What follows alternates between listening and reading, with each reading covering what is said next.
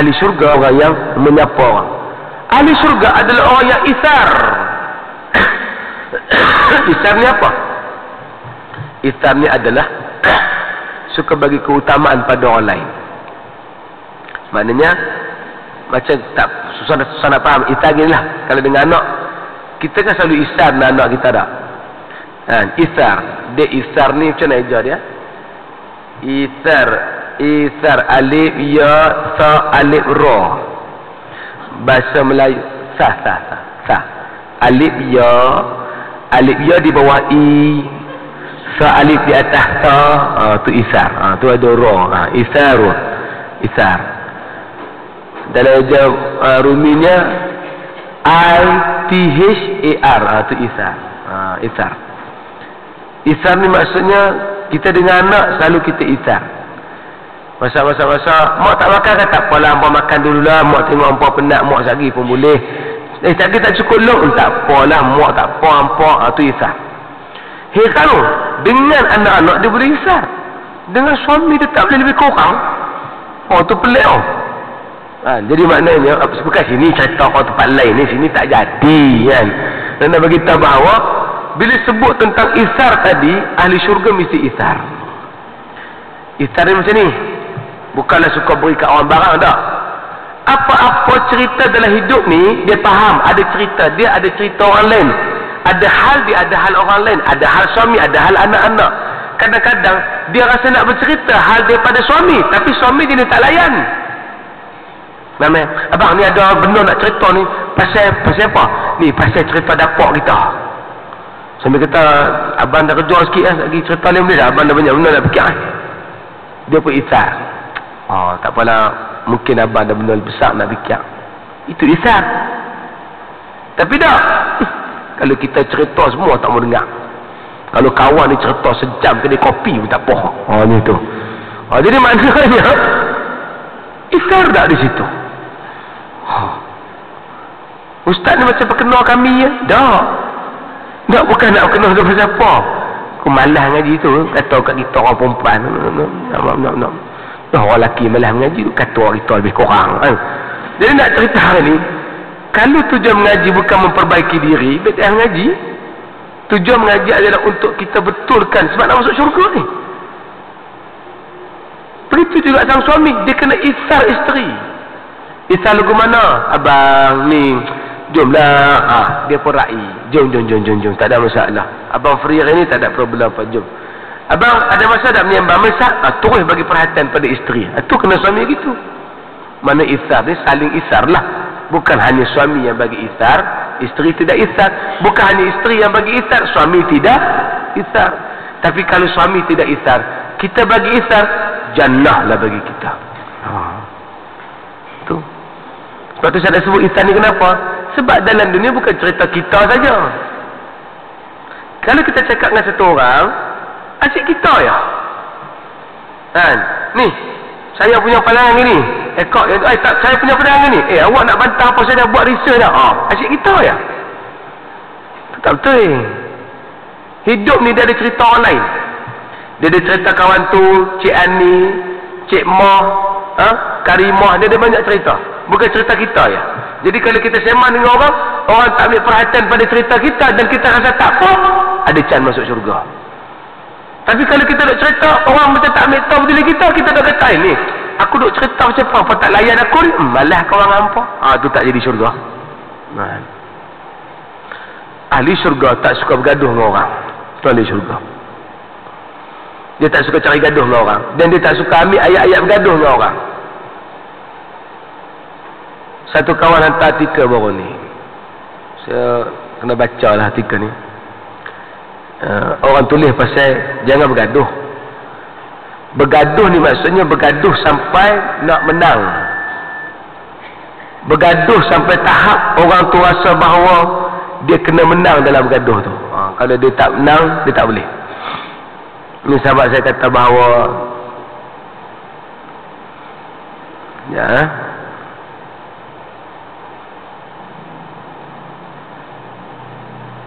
ni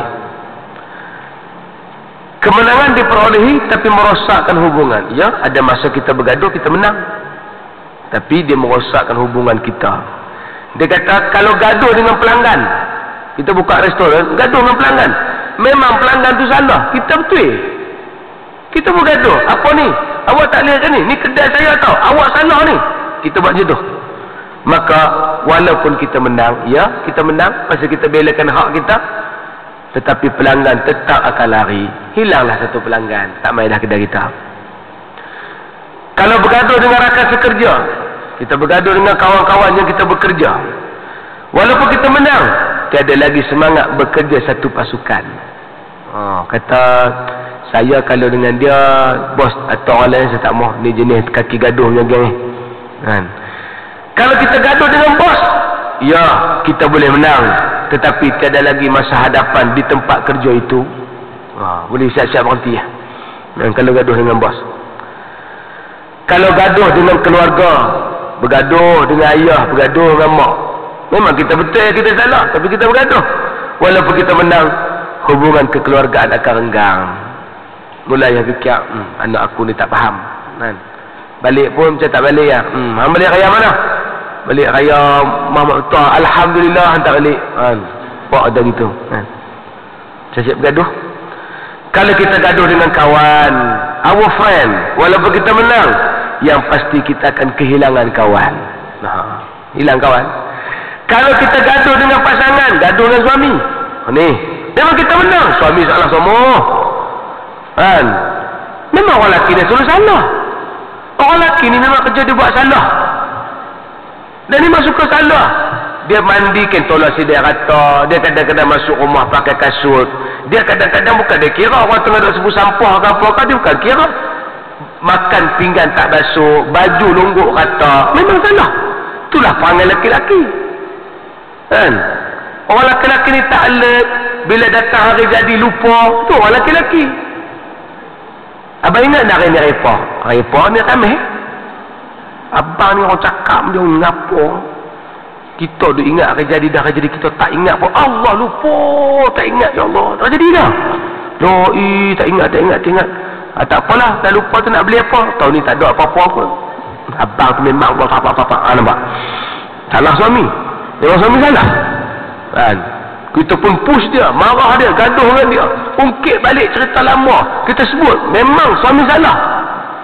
Tetapi yang pasti kita akan hilang kasih sayang suami. Cuma suami ni tak mau nak putuskan hubungan pasal dia fikir tak apalah, kesian hang tak faham. Tapi sayang tu korang.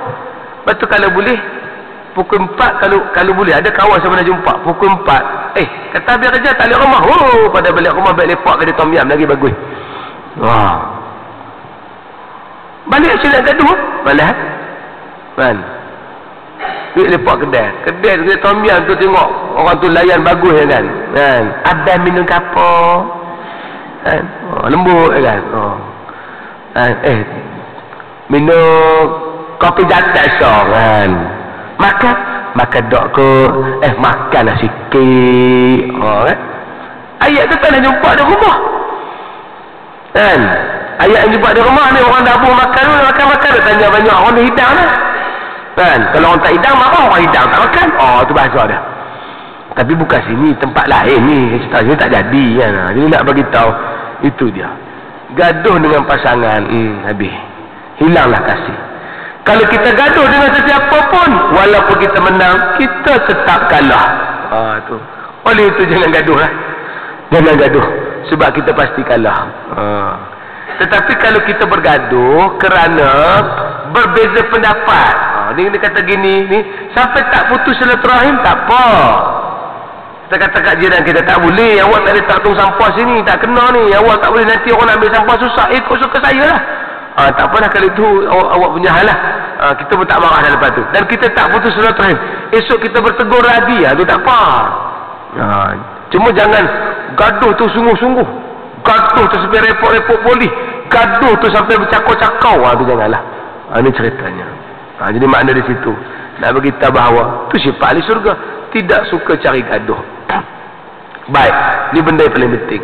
Mengalah bukan berarti kalah. Mengalah adalah kemenangan. Berapa banyak bila kita mengalah, kemenangan akan datang pada kita. Tapi bukan lala tu, kata orang Kedah, bukan lala tu. Bukan Andy Lala, lala tu. Bukan lala tu boleh menang. Bukan makna bila kita nyerah kalah, oh kita nak immediately, I want win with immediately. Tu nak Apple lah cik, kat orang putih kan. Dia nak kira bahawa dia akan jadi kemudian 3-4 hari, 5 hari kemudian orang nampak betul hak kau buat tu betul. Baru nampak. Sabarlah. Lepas tu dia kena jiwa besar, sabar. Jadi kalau ada sifat-sifat tadi, syurga. Ada lagi sifat-sifat lain. Itu saya sebut sebahagian daripada sifat ahli syurga. Kalau rajin pergi umrah, rajin pergi haji, belum tentu syurga. Sebab dia tidak mencerminkan pergi haji, pergi umrah itu adalah ahli syurga. Haji main masjid, bukan ahli syurga lagi. Melainkan dia memiliki ciri dan sifat ahli syurga. Ada orang, dia jaga masjid, AJK masjid, urus masjid. Tapi cara dia entertain orang, tak nampak. Sebab ahli syurga, dia tak cakap la yasma'una fiha lagwa wala kidzaba. Dia tak dengar ucapan-ucapan lara ni. Orang ahli syurga dia tak cakap lara. Lara ni gini, duk marah orang, kutuk orang, hina orang, tu lara. Lara ni bukan cakap merapu satulah. Tapi lara ni bila cakap dengan orang, asyik nak hina orang, nak berjatuh orang, tu lara. Siapa yang suka jatuh orang, walaupun dia jaga masjid, dia tak jadi ahli syurga. Saya baru dia pergi satu program. Adalah budak-budak tu, program tu program untuk anak-anak gadis yang belum kahwin. Jadi dia panggil saya untuk forum macam mana nak menyelesaikan anak-anak gadis yang belum dapat jodoh. Jadi saya bagi pandangan sikit lah. Rupanya yang mari tu ramai 200 lebih orang tak menikah lagi. Semua umur dah 30-an kan.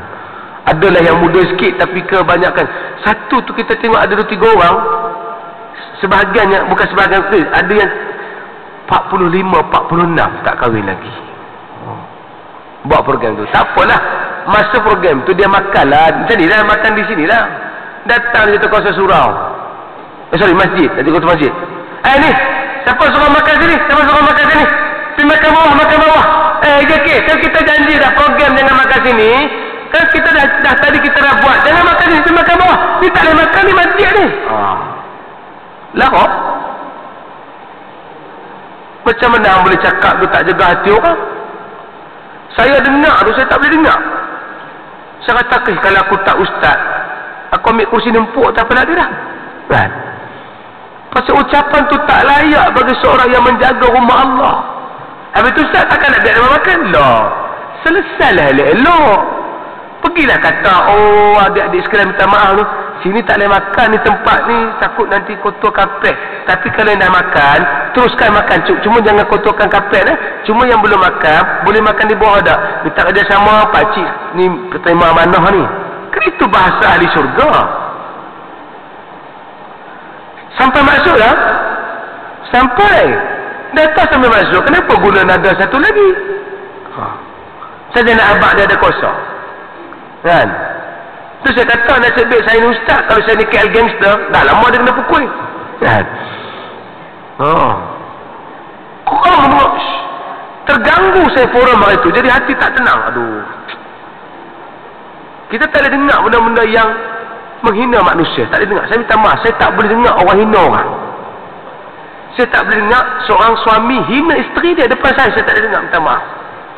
Saya tak boleh dengar seorang kawan hina seorang kawan yang ni, saya tak boleh dengar.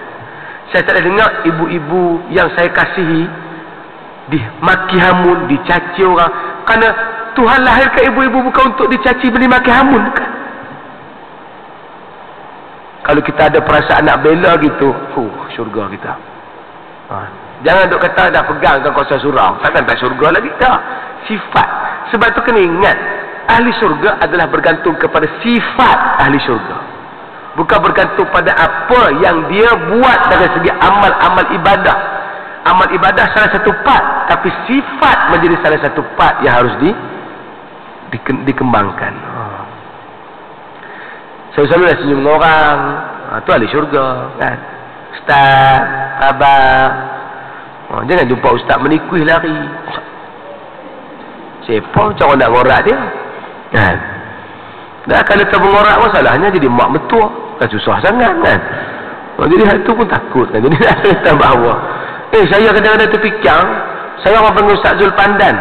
Orang duk tanya awak Ustaz orang Pandan tak? Tapi orang panggil Ustaz Zul Pandan, saya pun tak tahu siapa. Saya duk terfikir mungkin Allah nak mentakdirkan saya ada mak metua baru di kampung Pandan, mungkinlah kan. Jadi mak tahulah kan tu. Jadi nak cerita bahawa ini bila sebut tentang sifat ahli syurga. Baik. Perhatikanlah dia kata bagaimana balasan-balasan taubat yang sebenarnya. Taubat itu menjadikan seseorang berada dalam suatu persiapan yang besar untuk membersihkan dirinya dari kederhakaan dan dosa. Taubat merupakan bentuk ubudiyah kepada Allah yang paling disukai Allah. Ia mempunyai kedudukan yang tidak sejari, yang tidak sejajari oleh yang lain kerana di dalamnya terkandung kepasrahan, merendahkan diri dan tunduk kepada Allah. Bahkan faedah yang paling besar dan sekaligus kembali kepada wanita muslimah kerana taubat yang sebenarnya adalah diubahnya keburukan yang pernah dilakukan menjadi kebaikan. Ingat, kalau kita mendapat salah dan kita bertaubat, buruk kita jadi baik. Wa yubaddilullahu sayyi'atihim hasanat. Bayang sini, kita buat jahat, kita tak sembahyang zuhur. Bukan tak yang zuhur tu sebab apa? Kenuri punya pasal. Oh, jadi dia kenuri tu Allah telajak. Kita pun bertaubat, ya Allah ampunkan silapku ya Allah. Hak dosa tadi bertukar bentuk jadi pahala. Hak dosa tadi patut jadi satu bentuk dosa, Allah tukar jadi pahala. Cuba bayang, kita dah tersalah, tinggal solat, patutnya berdosa. Tapi sebab kita bertaubat, hak salah Allah tukar bagi jadi pahala. Maknanya kalau faham balik-balik, orang tu tak sembahyang pun dia dapat pahala. Tapi pahala itu datang melalui taubat daripada Allah. Tapi jangan salah faham, kalau lepas ni tak ada sembahyang, kita taubat lah kawan, tak dapat pahala tu. Ni ceritanya dalam keadaan dia tak sengaja, dia terlupa, ataupun dia memang sengaja, tapi dia kembali bertaubat kepada Allah dengan taubatan nasuha. Kalau nak tinggal sembahyang kemudian nak taubat tu main-main, Allah tak bagi pahala. Macam orang kata lah, sembelih 2 kali tak sah makan. Mau ni pada bincang di kampung, macam mana kalau sembelih pisau terangkat tak boleh makan lembu tu tak? Oh lembu, ayam boleh gagah bincang ni kan. Sembelih pisau terangkat, dok dia kata tak sah sembelih, tak boleh makan daging.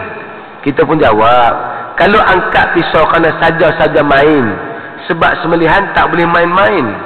Sebab ada hadis Nabi akan berkata burung usfur apa, fa inna hadha rajul yaqtuluni habwa, ni laki-laki ni dia bunuh aku main-main, dia tak makan pun. Jadi makna ada unsur main-main tu. Kalau tu main baru tak boleh makan kata setengah ulama. Tapi tengah-tengah ni pun terpelanting, tak habis putih lagi, boleh seminah sekali lagi. Yang saya nak masukkan, main-main yang Allah Ta'ala tak terima. Kalau kita jenis tak solat, saja-saja nak pergi taubat, kemudian tak solat lagi, nak pergi taubat, yang tu Allah tak terima. Yang Allah Ta'ala terima, kita memang jenis solat, tapi hari tu tak macam mana tak tahu, terlajak tengok pinggat akopas, terlupa. Jadi maknanya dalam kes demikian, bolehlah kita bertaubat. Dan tadi yang dosa itu Allah tukar menjadi pahala. Itu kelebihan orang-orang yang beriman dengannya. Sebab Allah telah berfirman, perhatikanlah firman Allah, illa man taba wa amana wa amila amalan salihan faulaika yubaddilullahu sayyiatihim hasanat. Kecuali orang-orang yang bertaubat, beriman dan mengerjakan amal saleh, maka kejahatan mereka diganti oleh Allah dengan kebaikan. Allah ganti. Orang buat amal jahat tapi dia bertaubat, Allah jadikan kejahatan itu dengan kebaikan. Sebab tu ulama pernah bahas, orang ni dia merompak bank ataupun dia main judi, tiba-tiba dapat duit judi. Ini bukan dalam mazhab Syafi'i ya, ini mazhab lain. Maka tiba-tiba dia bertaubat, duit tu dia boleh pakai tak? Maka ulama lain kata boleh pakai duit tu, kerana bila dia bertaubat, duit tu sekali jadi bersih untuk dia. Tapi bukan dalam mazhab Syafi'i ya. Mazhab Syafi'i duit tu kena sedekah ke ustaz-ustaz nak buat tahfiz. Tu ya. Ini makna berbeza di antara apa yang disebut oleh mazhab Syafi'i dengan yang lain, tu dia. Ayat ini merupakan khabar gembira yang paling besar bagi orang-orang yang bertaubat. Seorang tabi'in yang mulia, Sa'id Al-Musayyab, berkata tentang ayat ini, maksudnya Allah mengganti kejahatan yang pernah mereka lakukan dengan kebaikan pada hari kiamat dan memberikan kepada mereka kedudukan yang baik dari setiap kejahatan mereka. Maknanya Allah bagi kedudukan baik pada orang yang bertaubat ini. Sebab itu taubat ini penting.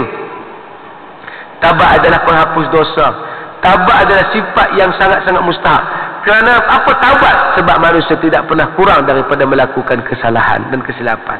Dalam istilah sesama manusia, minta maaf.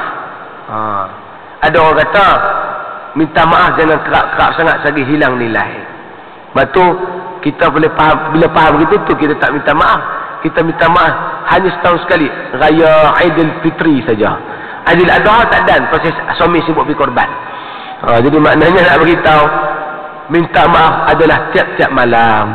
Abang maafkan saya kerana hari ini saya salah. Abang maaf kita belakang kalau ada hak tak kena, hak masak tak sedap, pelajak garam belakang maaf, gitu kan. Tak boleh syair, wahai suamiku maafkan aku, kaulah raja di hatiku, berikanlah kasih kerana aku meminta, kau maafkan aku, kaulah kekasihku. Boleh buat itu lagi cantik ya? Minta maaf kepada suami. Ni cerita dia. Sebab apa ustaz ni asyik cerita suami ya? Sebab nak beritahu lepas Allah Rasul suami, nak ada orang lain dah. Takkan lepas Allah Rasul Dr. Mahathir, tak ada. Lepas Allah Rasul suami. Itu cerita dia. Jadi maknanya nak beritahu suami lah. Ustaz cerita lambat, laki kami mati dah, tak form nikah lain, tak ada masalah.